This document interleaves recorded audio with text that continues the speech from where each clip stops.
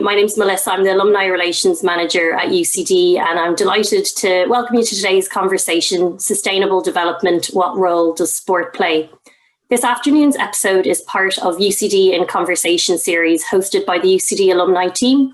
And through the series, we welcome our alumni community from around the world to listen to fellow alumni, UCD academics and guests as they share their stories and ideas. The series also reflects UCD's Rising to the Future strategy and its four strategic themes, which are creating a sustainable global society, transforming through digital technology, building a healthy world, and empowering humanity. So we are delighted to welcome Professor Eleni Theodoraki from UCD's School of Public Health, Physiotherapy and Sports Science as moderator today, in conversation with Giovanni Di Cola, Special Advisor at the International Labour Organization, and Míde Shúilleabháin, Chair of the GAA Green Club Steering Group. This afternoon's format is a 45-minute conversation followed by a short Q&A session, and we'll aim to wrap up before 2 p.m. So please feel free to submit questions throughout the conversation using the Q&A function at the bottom of your screen.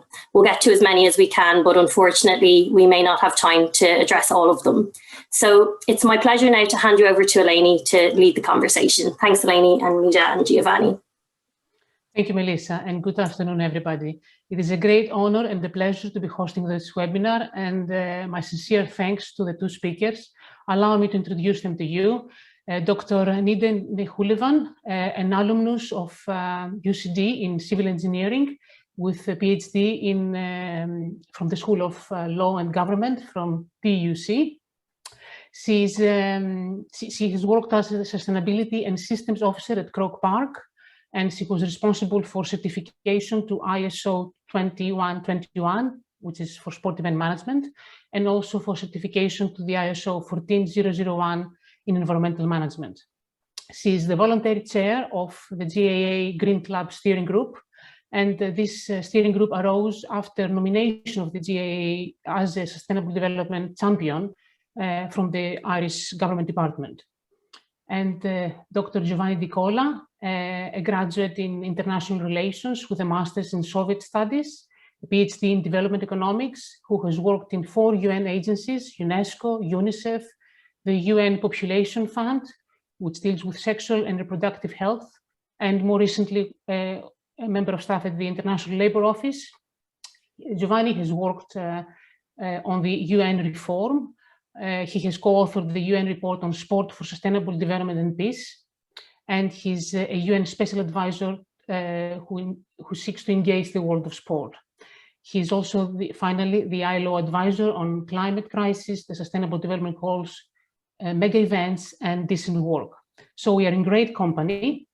The aim of the seminar, as Melissa mentioned, is to consider this question of whether contemporary sport in its various manifestations is sustainable, what needs to improve, what role can we play, and which values can guide us, because obviously that's very important. So why this topic? Obviously, we have a climate crisis, we have an obesity crisis, a health crisis at the same time. We have wars around us, where sport can play a role in promoting peace. And obviously, we have socially incohesive societies in many parts of the world where sport can foster social cohesion and respect.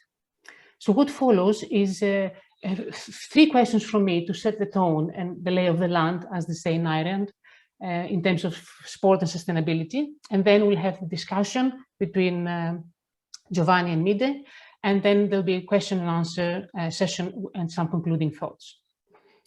So obviously, if I may start with definition, sustainability is a long-term goal. We talk about the sustainable world, and sustainable development refers to the processes and to the pathways to achieve it.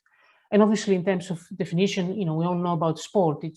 There's competitive sport, there's recreational sport, and it aims to improve physical activity and skills, and at the same time providing entertainment as well as spectator value.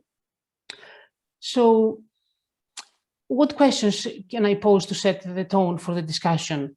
The first one I thought is whether sport today is conveying the values that we need for sustainable development.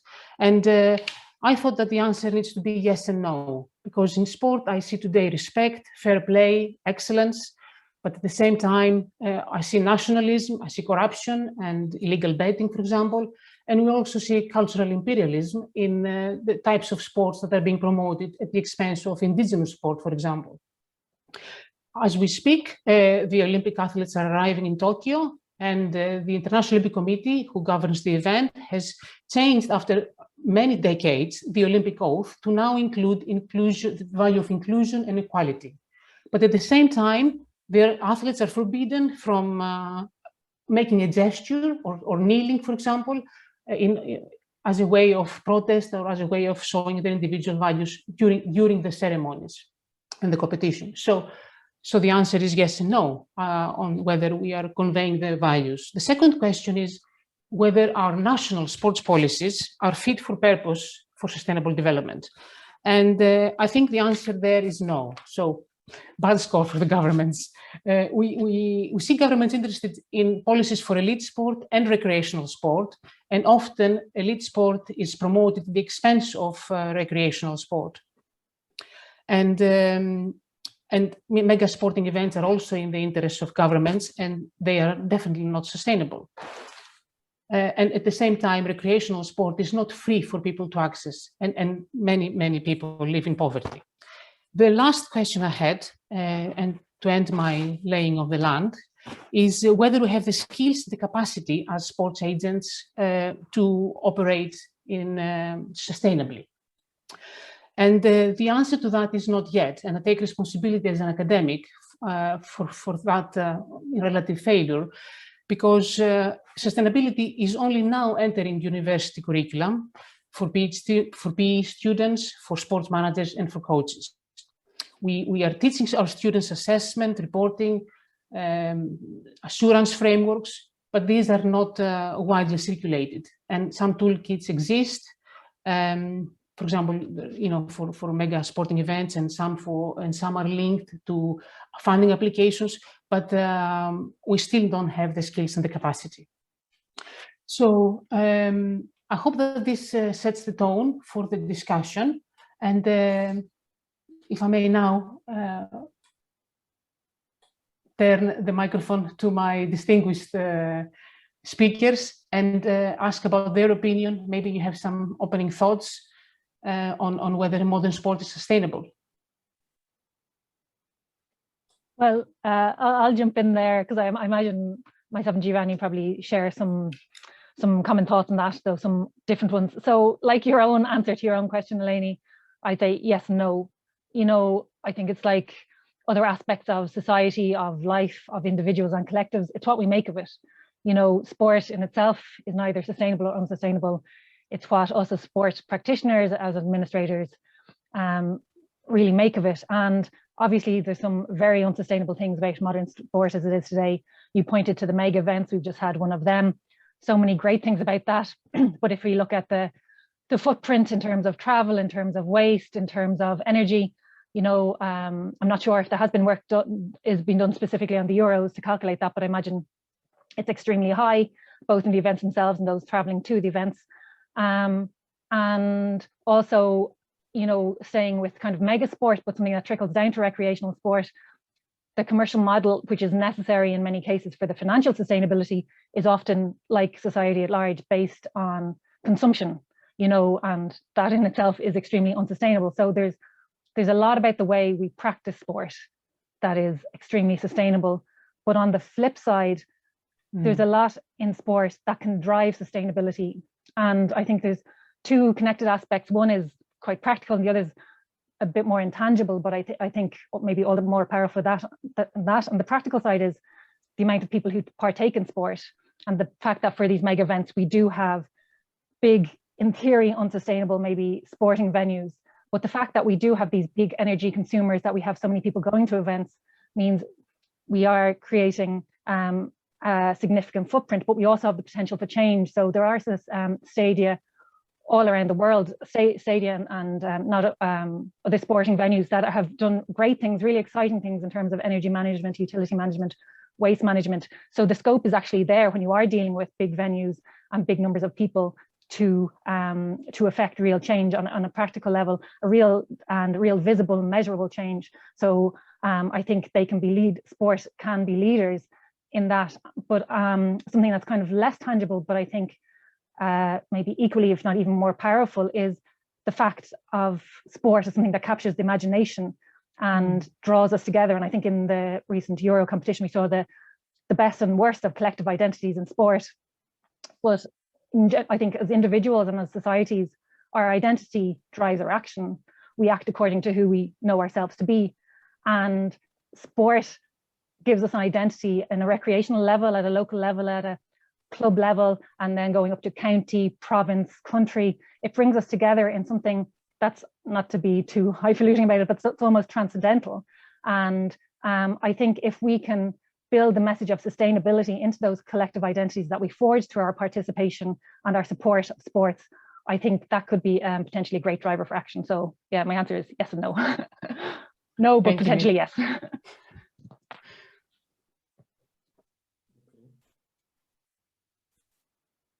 May I interject now? Please, Giovanni. Thanks, Eleni, thanks, Míde and Melissa, for this opportunity. I would kickstart by saying that if we take sport as competitive elite sport, mega related to competitions and mega sporting events, I'm not sure that we are on the sustainability path. If we take physical activities and physical education, recreational sport and leisure, evidently it is sustainable because you can do it everywhere. It depends on if you are willing to do so, and provided that you are not polluting, I think is more than sustainable. Actually, it's a necessity for being healthy and even for connecting with people. So I think that is a perspective that should be we should have in mind all the time. I want to give two perspectives. One from the sport side, particularly the IOC and Sport Federation. We have been working on those issues of sustainability, and then from the UN side. From the UN side, where I come from, SDGs are part of a global agenda, and somehow it's a reflection of an ideal. I'm not saying an ideal word, but definitely the best of what member states and delegates, including from non-governmental agencies, intergovernmental agencies, other stakeholders, have projected with respect to the world by, let's say, with the limit of time, which is 2030. So it is the heritage of the MDGs, the Millennium Development Goals, on one side. So there were only 7 at the time, 8 MDGs, now there are 17. We did not have a global agenda before 2000. Now we have a second global agenda, very comprehensive one, where all these SDGs are interconnected. Sport, as you may have noted, is not an SDG. Why it is not an SDG? I think there is a lack of vision from the sport side, because I think that as for other SDGs, there could have been an SDG related to sport. Instead, the sport is mentioned as an enabler of the SDGs. So enabler is you remember, like the cross-cutting issues that it was gender equality 20, 30 years ago. It was all over and it was nowhere.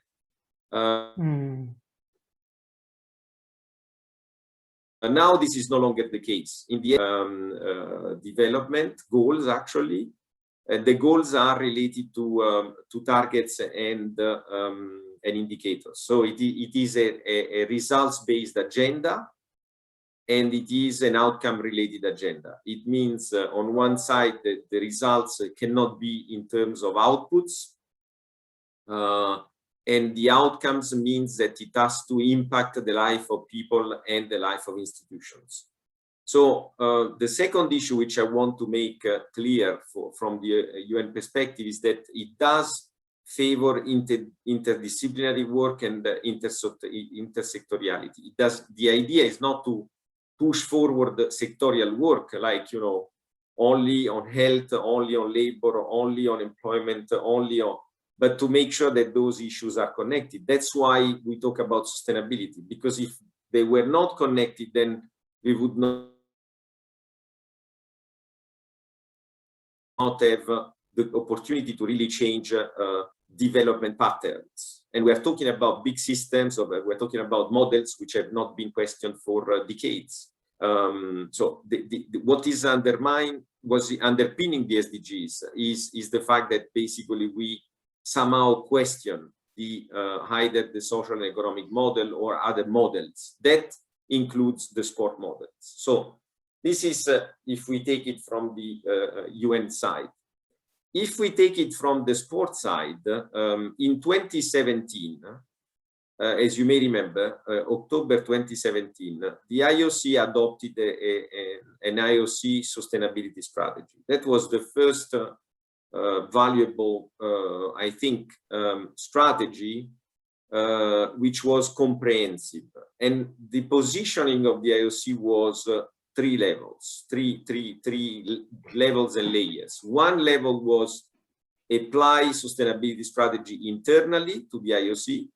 The second is inspiring sport federation at the international level to do the same and to apply.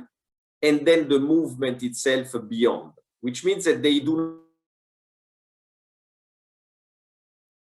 not have a control over the three layers. They have only a control of layer, which is the IOC, the processes of the IOC, and this includes, of course, the questionnaire of the games, the bidding process, and so on and so forth. They can control it, but they cannot control the others, because as soon as there is a contract for a bidding city, the bidding city is responsible with the government to implement the games.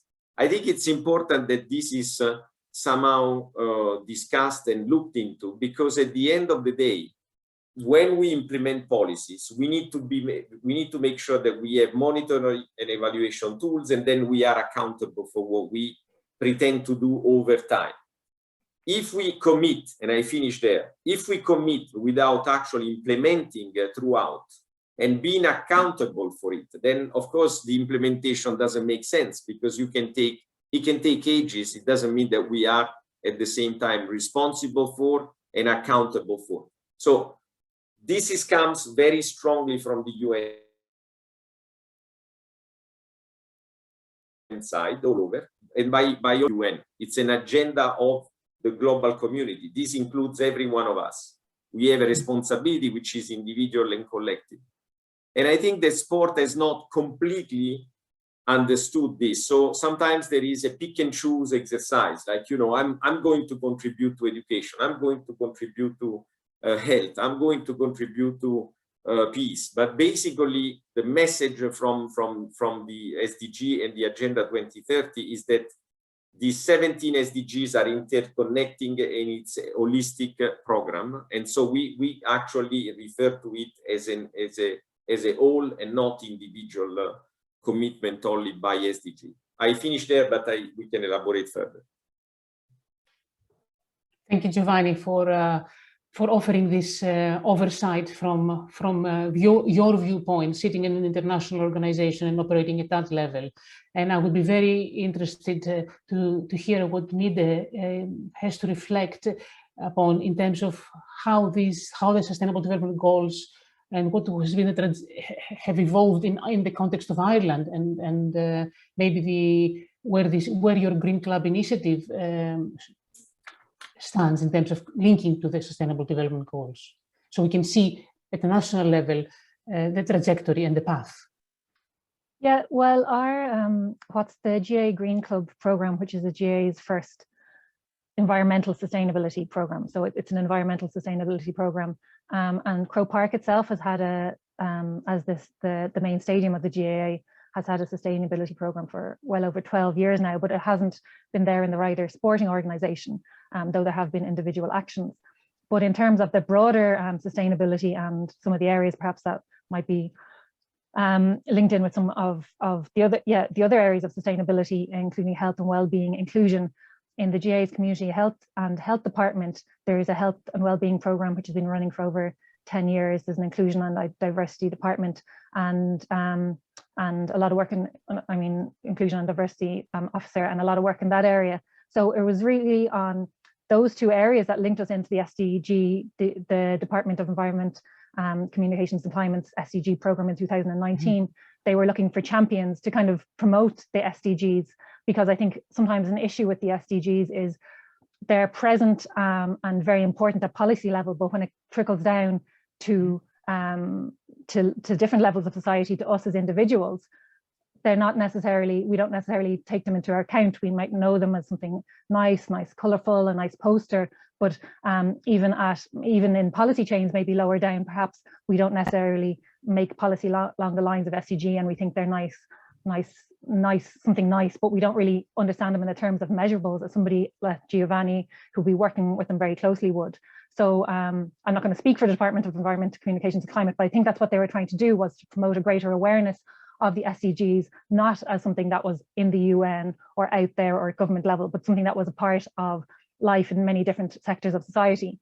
So they asked 12 organizations around the country to become SDG champions, and just to promote goals, promote actions that were already happening within those organizations, but to promote them in terms of the SDGs. So initially they asked the GA to be a champion for health and well-being, given the health and well-being program, and also for quality education, because the GA runs several education programs, including a Future Leaders program for transition year students that aims to develop leadership through sport. So the GA was obviously delighted to be asked, but then the department said, at the same time, we had been working behind the scenes on looking at, could we develop an environmental sustainability program, but as a sports organization, and to feed back to your kind of earlier question about sports and the skills, we didn't necessarily have the skills or the ability to do that. So we were struggling a little bit with how we could develop an environmental sustainability program. And the department then said, oh, maybe the GA would also promote life and land, given that we have clubs all over the country, and also the partnerships goal. And we were delighted to do that too, but we kind of said, well, if we're going to promote these, we really have to step up and ensure that they're actually reflected in our actions. So that really got us working even harder on our Green Club program.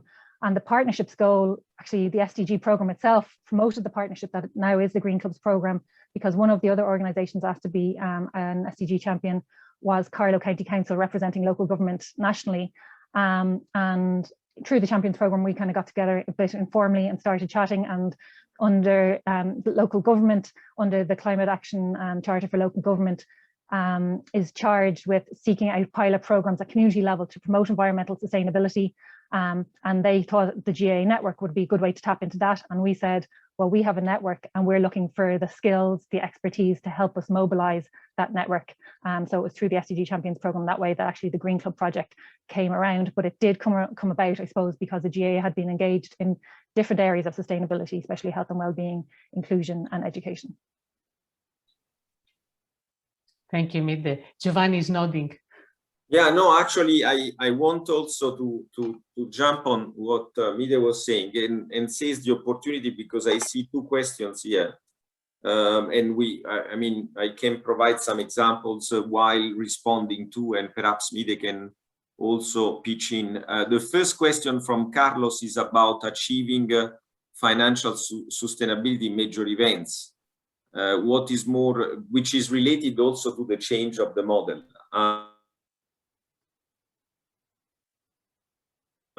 So let's reflect a minute on this. If we take the example of Paris 2024 and Los Angeles 2028, we must recognize that there was an effort by the IOC to reduce even, because there is a cost even in selecting the cities and so on. Now, most amazingly, if you may recall, at the time Uberot got the games to Los Angeles in 1984, if I'm not mistaken, the IOC had practically no offers. There was nobody was basically bidding for the games at the time. So the hero of that time, which actually was, it's interesting historically, because what he did, he basically turned to the private sponsors, and then he turned into existing infrastructures in Los Angeles. He didn't realize, new big changes and so on. He just said, we are going to use existing infrastructure. We are going to be funding this with private funds. And that was in Los Angeles. Then continued actually, they saved somehow the games. At the same time, they impressed upon the idea of the Coubertin that games should be sustainable, and we have seen that it was not the case in many events. Particularly, there are case study, university case study on Lillehammer, on Sochi, and so on and so forth. But I think the idea there is to make sure that because anytime there is a choice, the final cost is always higher than the one agreed with the IOC, and so I think it's evidently the pressure exercised on the countries that are going to bid to make sure that they can reduce the cost and propose solutions which are really sustainable. I think this issue of using and reusing and cycling economy, I think it has been up in the discussion when we had this strategy of the IOC. I'm not sure that it has completely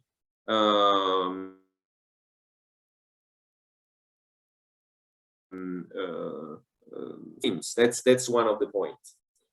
The second, the changing model, I think, is the society will enforce the changing in model, and I refer there to all what's happening with respect to human rights, the voice of the athletes, and so on and so forth. In fact, Eleni was referring to some changes at the games, but 2 days ago, no, last week actually, the IOC indicated that athletes could express themselves out of the podia. And this morning, FIFPro announced that with the Building Good Workers International, the union for the infrastructure,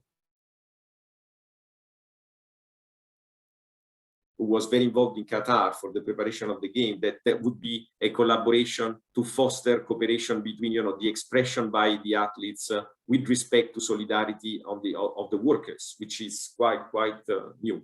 I don't know if Míde wants to pitch in now. I see another question which is also interesting, and I would like to respond. Maybe we can keep the questions for later. Okay, sorry. Yes. I thought it was provocative with respect to what we were saying. That's why I picked up. Sorry. Wonderful. Well, I'm flexible. Míde. Yeah, no, I'd agree with a lot of what Giovanni has said there, and the financial sustainability, obviously, on every aspect.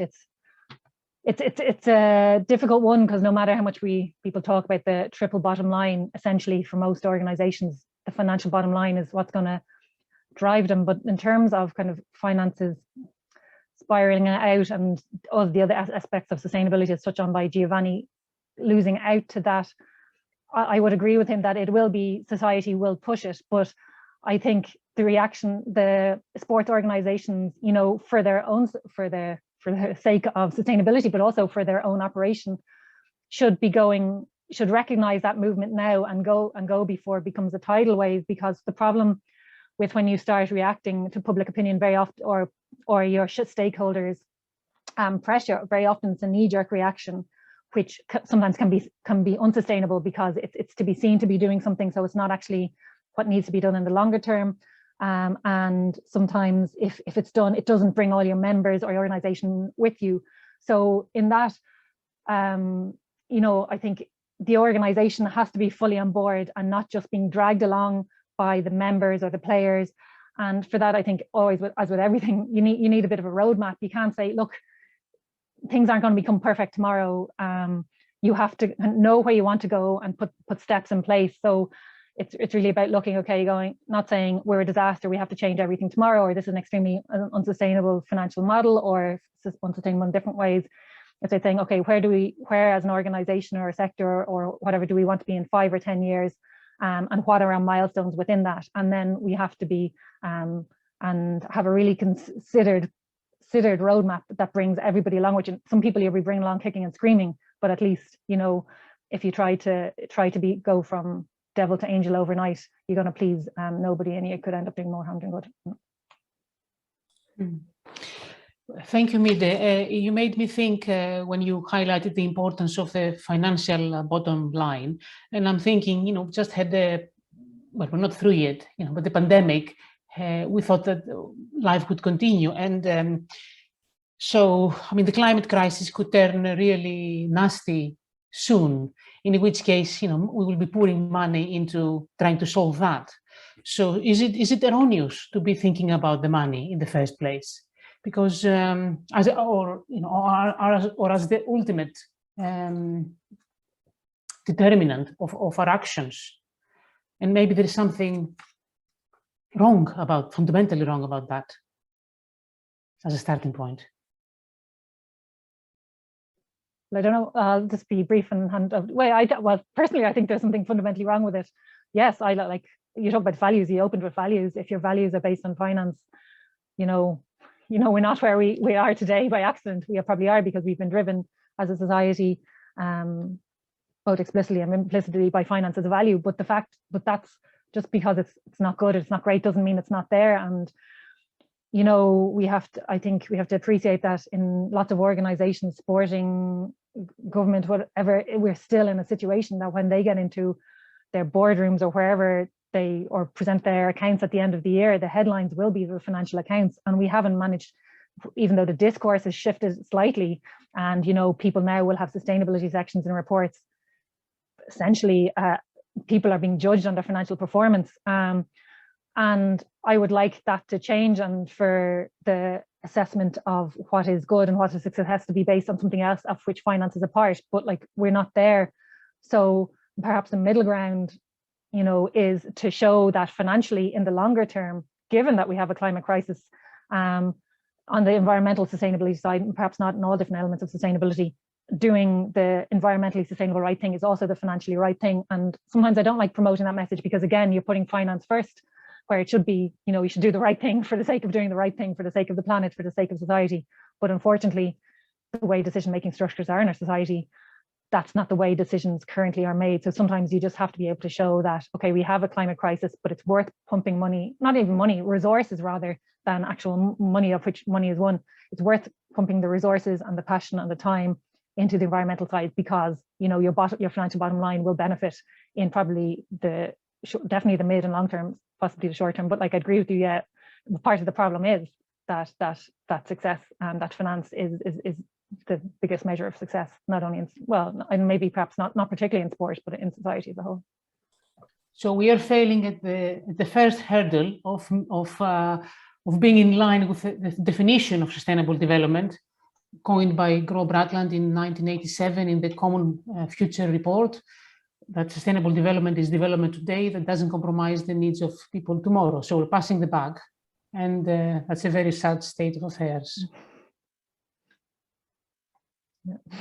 But that doesn't mean sometimes I know I said I don't Giovanni now, but sometimes, that can make it seem really bad, but that's, you can't let that deter you. You have to still be willing to take action, and the results will come over time. That cloud is always lingering there. Sorry. So Giovanni, I'll give over to you now. Yeah, no, I want to take it from another angle, if I may, which is the following. If we look at sustainability as an observer, we are in an observatory, we see what's happening and so on. I'm not sure that we are going to change the models, whatever they are. But what actually the SDGs suggested us was greater participation and individual and collective responsibility, which means, to my views, that actually I am responsible to remind others, first of all, to take control of my own sustainable efforts. And second, to remind others that perhaps they should be changing a few items in the way they monitor and evaluate, and even in the way they provide feedback to their own activities. So I give you an example. By sport bodies there is never an accountability framework attached to it. So we as UN, we are reminded by the member states that we have to have an accountability framework. We have to focus on theory of change. Theory of change means a number of very strict and very clear guidelines. First and foremost is the feedback loop. I mean, feedback loop, it means that you sit down and you go over and you say, did we do what we wanted to do? Was it good enough? Was not good enough? I don't see this happening all the time. When, particularly in sport, in the sport world, particularly at the level of competitions. If you look at all the mechanisms created at the level of the sport pyramid, the one we refer to as competitive and elite sport, we may be struck by the fact that the last is like, you know, in movies, the last will bring. How is that possible? It cannot be, because the parameters are not set. So the financial parameter cannot be the only one. If we focus on sustainability, we have to make sure people are happy. People get something out of it. People are not violated in their own rights when something happens. They cannot be abused. If we import goods for the sake of one game, we should make sure that the goods are not manufactured with child labor. Now, is that possible? Yes, we know we can. We know we can because we have many examples of things happening well. I can mention the CLCOT project many years ago on the football, on the manufacturing of football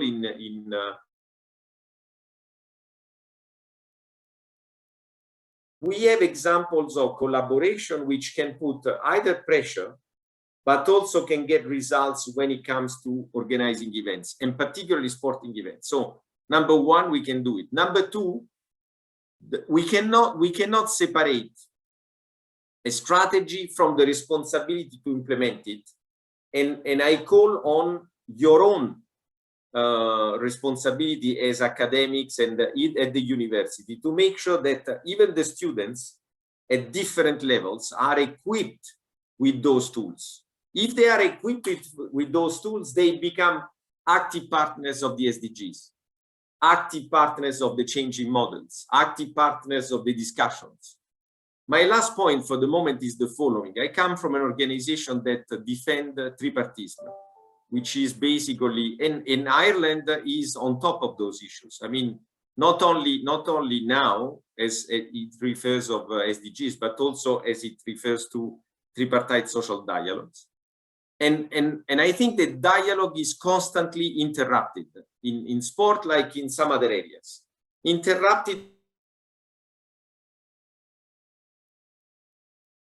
before 2030, the dialogue should be there all the time. If we have engaged in a dialogue, it cannot be an informal dialogue. It has to be a dialogue where even when we set an agenda, it has to be results oriented.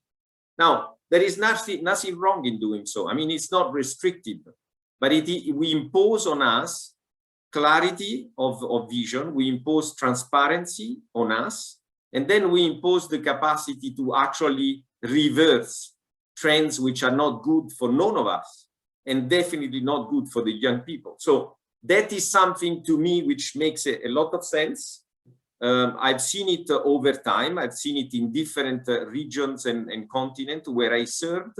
I think that there is a change, but if we cannot transmit that kind of tools to the young people, then of course we are not equipping them with the solution to the problems.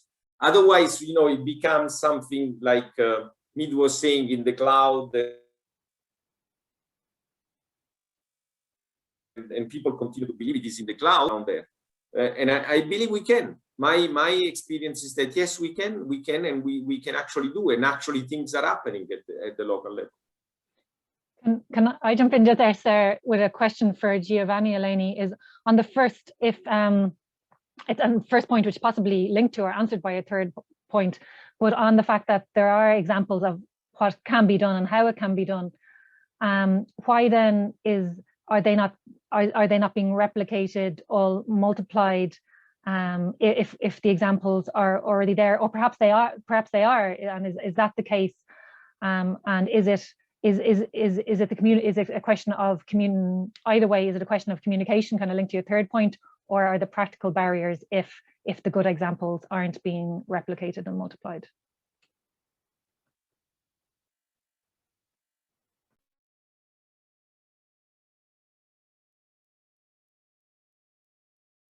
Is this for me or for Eleni? For you, yeah, just from your experience, like why aren't things maybe changing faster if, you know, if things are being done, if the if the examples have been created, why aren't? Well, because that's a good question. One is, as I was saying before, I think you need to make sure that people understand what system we are talking about. The second is, are we engaging in how many dialogues are we engaging? For example, if I take the human rights-based approach, that was already there in 2004, 2000, when we prepared the report for Kofi Annan, who asked us that report at the time, and yet this has been somehow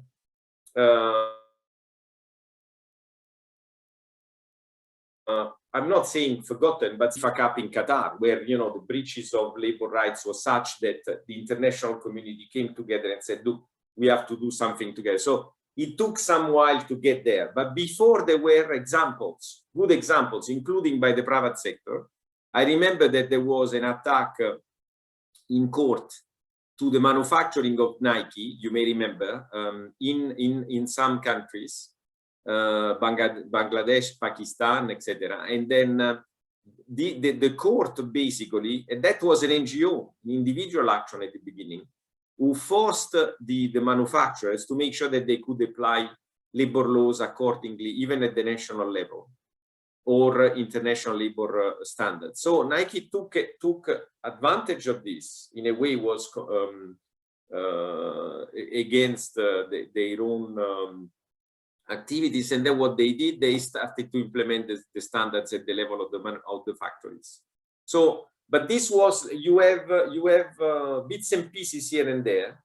It seems to me that now there is quite some convergence, because on one side you have a number of platforms, and I've been very actively representing the ILO in the Center for Sport and Human Rights, who, by the way, is chaired by Mary Robinson, former president of Ireland, and they focus and they focus also on remedies. But you do have other platforms focusing on skills and capacity. So I come to the other point. I think that the sport world has been requesting changes even within, and advancing many times the discourse that they did not have the capacity to act, because at the end of the day they are event organizers, but they give the impression sometimes that they are more than event organizers. They are the owner of the games, but they are not in control of legislation. They are not in control of international standards. So this play by saying, yes, I am the owner, but I'm not in control, at some stage is not clear to the people. They're not clear but it should be clear to us, because back when he was adopting with the fellows from the IOC in 2015,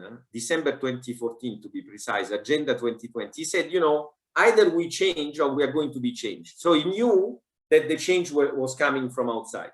Now it has been adopting the Agenda 2020 +5. The same discourse is there by saying, we do not have all the capacity, we need to interact and collaborate with other platforms. And I think that the platforms that exist have all interest in collaborating rather than competing, because otherwise we are going to get nowhere there. And we have to advocate. Number one, we have to advocate. Number two, we have to make sure we have policies in place and strategies. We have clear benchmarks when it comes to international standards, whatever they are, which in many cases we forget. Not we, but they are forgotten. So we don't forget. And then number three, we have methodologies in place for accountability frameworks. If we have those issues, even the message we send to the actors, to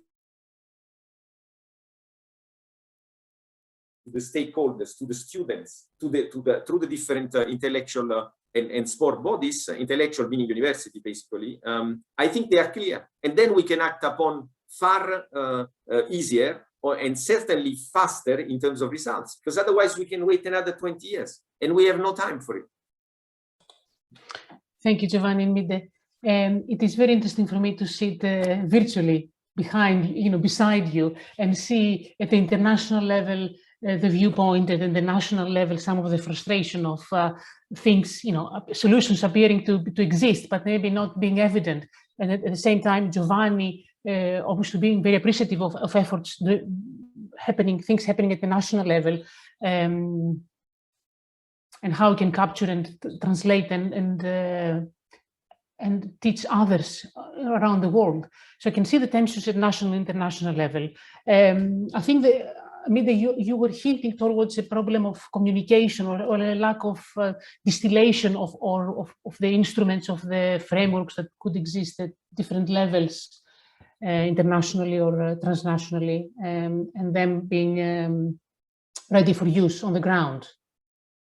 And obviously there is a difference between policy and practice, which is a big one. And maybe the technological revolution will change the way we teach and we share information. Maybe there will be some solutions in how we can learn. I was thinking also, as Giovanni was speaking about the international level, when I first met Giovanni, we were at the UNESCO meeting of the ministers of sport around the world. And I was new. And to me, part of the discussion looked like a Tower of Babel, different languages and all the ministers, with their own agendas, their own realities. And at the same time, a real concentrated effort to try to agree some things between us. So the world became such a small place, vastly different, but also a very small place, as I was observing the ministers. And what the senior administrators like Giovanni were trying to do to direct the discussion. So I think we have some positive stories and some sadder stories that we reflected upon. Giovanni, you said that there was a question that you thought was interesting and relevant. I'm supposed to be the moderator, but I think there are various questions which are interesting, but I leave it to you to tell me when we are going to respond with Míde. Just one issue on Kazan. We can actually start by responding, but one small issue is when I talk about those issues, in my mind, I always think about the people I've been working with in the field. I'm not talking with myself and my own colleagues in Geneva. I happen to be in Geneva, but I served in West Africa, I served in Latin America, I served in the Caribbean, I served in the Middle East, and so on. So I always refer to the needs of the people. For me, that is the real difference. If I can serve there, of course, it may be sophisticated, the kind of discussions like Eleni was saying in Kazan, but it is, if you remember, it's mostly about the way we negotiate, about the way we get results. So it goes up to the policy decision maker at the level of ministers and so on, but that has to trickle down to those who are implementing the issue. So I am, in my capacity, I always think about those people. Are they able to?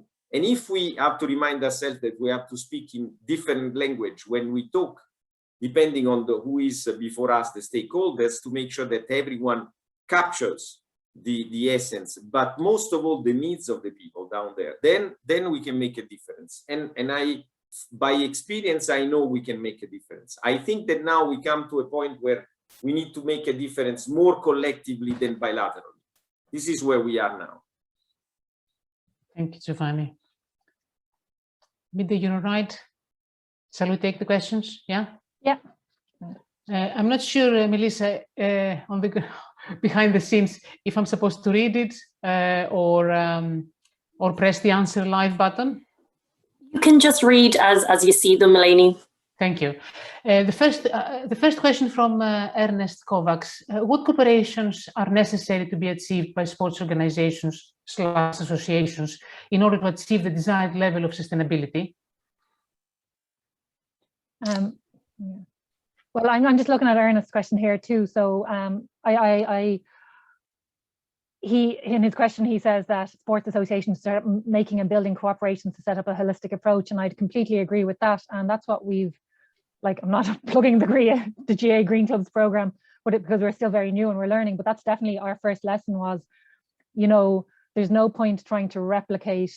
First of all, there's no point us as a sports organization starting to claim that we know the best thing to do, we know the best policies or the best way of communicating them. There's other people who have been working on these things for years that have all the expertise. So why not tap into that just very practically? And the second one is, there's a lot of, especially when you're dealing with recreational sport or grassroots sport, there's a lot of messaging people are receiving in their homes, in their schools, in their communities. And we don't want to be another confusing voice there. Rather, we want to reinforce replicate. So what we've done in the GA Green Club program, we've partnered with the local government through and the Climate Action Regional Offices sit on our steering group, along with sectoral experts such as the Sustainable Energy Authority of Ireland, the National Biodiversity Data Centre, the Local Authorities Waters Programme, Irish Water, the National Transport Association, and I'm pretty sure I've left out someone there, so I don't get in trouble. Energy, Waste, Water. Oh yeah, the Regional Waste Management Authorities. So as well as kind of club representatives and representatives of regional grounds. So yeah, I think it's really important to have all those voices around the table, because those expert organisations, they have the expertise. They know what needs to be done and how to do it. But we have our clubs who knows what works for them and what doesn't. And perhaps the reason that we aren't taking the right actions is because the way they're being communicated to individuals, to the clubs, to volunteers. So I think it's important to have all those voices around the table. And what we're trying to do in the GA Green Clubs programme is create a toolkit, essentially, that feeds in the expertise of these experts and also the practical on the ground experience of the volunteers, those who will actually be implementing and driving the policy in their clubs and communities. And unless you have all those voices present, you know, you're really at nothing. So yeah, I'd agree with Ernest. And it's not just, you know, it should not going back to Giovanni mentioned collaboration rather than cooperation, I mean, rather than competition, collaboration rather than competition, definitely. And even across sports organizations, you know, we're on community organizations, we all have basically the same structures, even if we work in little different ways. So it's no point in everybody going off and building a model from scratch. You know, it is all about sharing of information, and then each organization working out themselves how best to communicate with those people they know the best, their membership. Thank you, Míde. Giovanni, you're nodding. Have you found a question that you're very interested No, in? I see a lot of questions, and maybe, I would like to make sure we respond to all of them. Absolutely. In the interest of time, let's be brief. So the one that was responded by Míde, I won't go back, but just for you to know that there are UNCCC made I think in the web pages you might find very useful, very innovative initiatives taken by clubs. And for example, just give an example, Lords in London, like Wembley and so on, they implemented their own programs to make sure that they could very effectively handle, you know, all the spectators and the cleaning up after and the recycling and so on. And so this exists. So I think we have to make sure we disseminate the information. What role can sponsorship play? I see Jonathan here. Look, yes, while we dropped tobacco for evident reasons, I can tell you that last week we were discussing about a number of mega sporting sponsors who would like to join the Center for Sport and Human Rights I was referring to before. Why? Because I think that they came to the understanding that they cannot hide what's happening in some discipline of sports. Ago it was denounced abuse in basketball in Mali, before there was the case of Haiti, before there was the case of Hakim Al Arab in Australia and Thailand, before there was the case of Afghanistan. And so we only see the iceberg of the pyramid. So I think the sponsors are no longer inclined to, and they want to find solutions. So I think that's a positive step forward as a result of collective action. Then I see another question, which I can respond if you want me to. Please. From Ruby about, you know, the MotoGP track being built in Lombok, Indonesia, destroyed indigenous lands and grabbed livelihood resources from indigenous people. Ruby is right, but that must be denounced. If people do not know, if the platforms do not know, if some of the UN agencies or even some NGOs,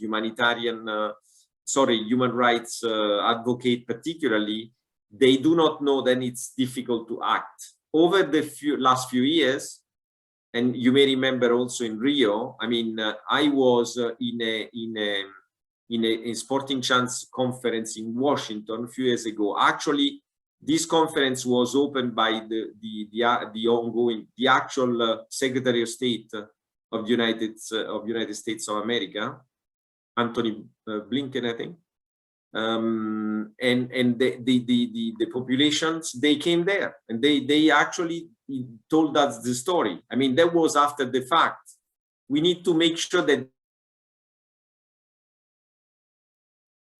this happens not after track is built, but before and during, so that we can act upon. I mean, that was quite astonishing. Sometimes we don't know what's happening, despite the fact that we can communicate faster. So these kind of things must be denounced before. And I think there is now capacity to handle those claims more effectively than before. Thank you, Giovanni. Míde, I think I just respond to this one and I leave it to Míde then. Thank you. This yes. one is because which sport clubs organization is leading the way in sustainable development? Look, there has been a panel led by guys, and I think a week ago, if you look at the webpage of guys, you will see the list. But the first for the moment is sailing, because I think that they attacked very well, from a very good perspective, the use of technology and the defense of the seas and the oceans. And they did a very good example of sustainability there. But there are others in other areas, so including archery, badminton, and rugby, but for other reasons. Thank you, Giovanni. Míde, is there any similar good case from the Irish context? Yeah, well, I think Giovanni also mentioned some grounds like Lords. There's definitely a lot of big stadia across different sports that are doing good things, and within organizations, there's individual clubs at from the very regional village level up to cities that are doing fantastic things. But I think that's where the gap is, as we kind of highlighted throughout, there's lots of action happening where we're probably missing is that network for exchange of best practice. So within the GA, we're trying to do that through the Green Clubs program and then hopefully expand that out to other sports.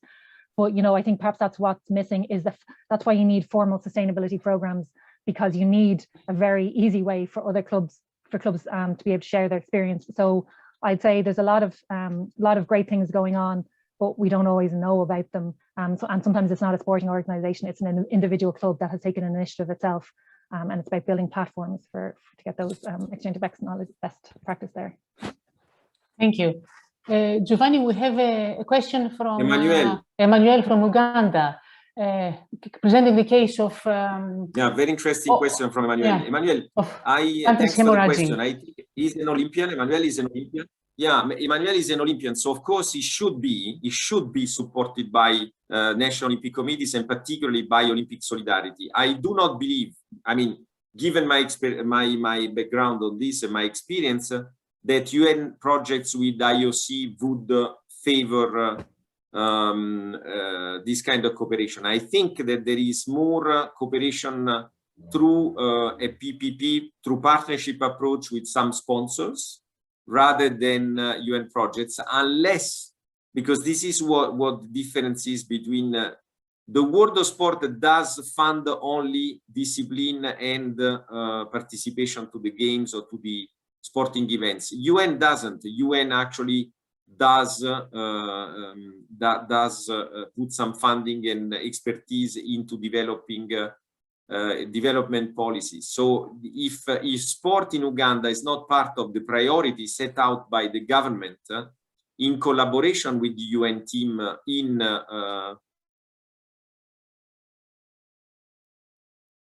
Uganda, then of course it is. So that is where I see the hiatus. Of course, it would be better to also cover this, but one way we are not covering it, as I told at the beginning, we are in two different parallel tracks, and we need to make sure that there is common understanding to cover this.